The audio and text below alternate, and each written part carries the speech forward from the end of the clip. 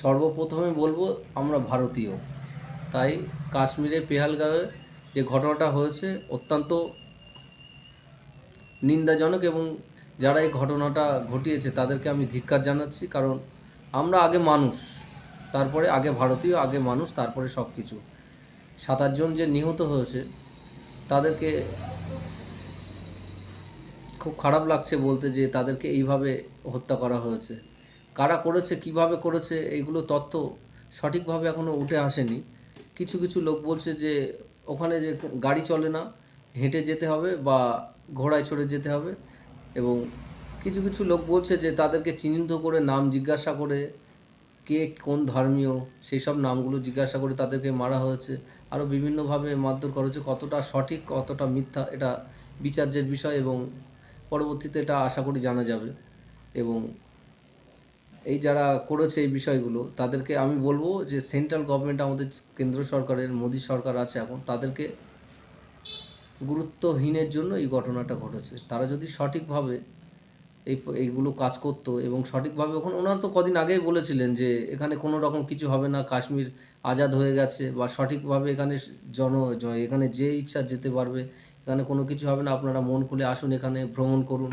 তো এই ঘটনাটা কিসের জন্য হবে? নিশ্চয়ই তাদের নিরাপত্তার অভাব। যেখানে বর্ডার আছে ওর পাশেই পাকিস্তানের বর্ডার, ওই বর্ডারের নিরাপত্তা নিশ্চয়ই অভাব ছিল। কারণ আশেপাশে যেখানে আছে ওখানে আর্মি বা বিএসএফ থাকার কথা, এখানে কিন্তু ছিল না, কেন ছিল না? তার কারণটা খুঁটিয়ে দেখতে হবে। সেগুলো আগে দেখতে হবে যে কীভাবে হয়েছে না হচ্ছে। আপনারা জানেন এর আগেও যে বর্বরত ঘটনাটা, পুলওয়ামা অ্যাটাক যেটা হয়েছিল, সেটাও দেখতে হবে। আমাদের ভারতীয় আর্মিরা, বিএসএফ জওয়ানরা মারা গেছিলো, তার সঙ্গে এটা কম্পেয়ার করার বিষয় আছে। কারণ এরকম এই ধরনের ঘটনা এই আজ অবধি এখানে কোনো দিন হয়নি যে ট্যুরিস্টদের উপরে হামলা হয়েছে, ঠিক আছে? তাই এগুলো আমি বলবো যে বিচার্য বিষয়। তা ওখানকার যে নিশ্চয়ই কমপ্লেন হয়েছে, ওখানকার যারা আইনের দ্বারস্থ হয়েছে, আইনতভাবে সেগুলো বিচার করা হবে এবং এনআই তদন্তে দেওয়া হবে। তদন্ত দিলে উঠে আসবে তদন্তের ক্ষেত্রে যে কীভাবে কী হয়েছে না হয়েছে, সেগুলো উঠে আসলে মানুষের কাছে পরিষ্কার হয়ে যাবে।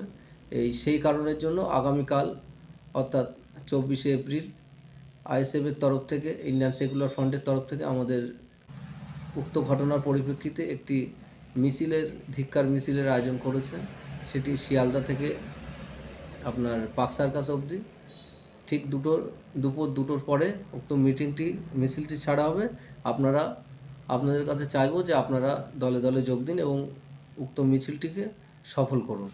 এই যে কাশ্মীরে ভারতীয় পর্যটকদের উপরে বর্বরতা হামলা, এটাই কি তাহলে প্রধানমন্ত্রী নরেন্দ্র মোদী, তিনি কি ব্যর্থতার দায় নিচ্ছেন?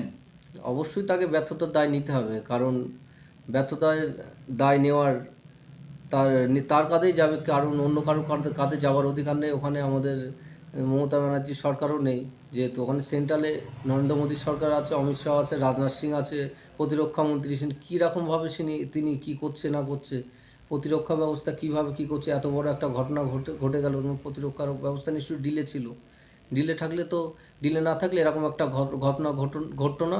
আর এরকম ঘটনা যে প্রায় সংবাদ মাধ্যমে শোনা কথা 40 থেকে 50 রাউন্ড গুলি করা হয়েছে, ফায়ার করা হয়েছে, সেইগুলো এতক্ষণ ধরে এই ঘটনাগুলো করা হয়েছে, কিন্তু সেখানে কোনো আর্মি বা বিএসএফ উপস্থিত হয়নি, তারপরে উপস্থিত হয়েছে। এবং বলা হয়েছে, কিছু দেখলাম একটা কাপেল ছিল, একজনকে মারা হয়েছে, আর একজনকে বললো যে মহিলাটাকে বললো মোদিকে বলে দিস যে আমরা এই করেছি তাই। তার কতটা সত্যতা, কতটা কি যাচাই করতে হবে, এবং মোদী সরকারকে বলবো যে এটা তদন্ত করে বাস্তবায়নটা করতে, সঠিক কী সেটা যাতে বাস্তবায়িত করে, এটাই আবেদন রাখবো তার কাছে।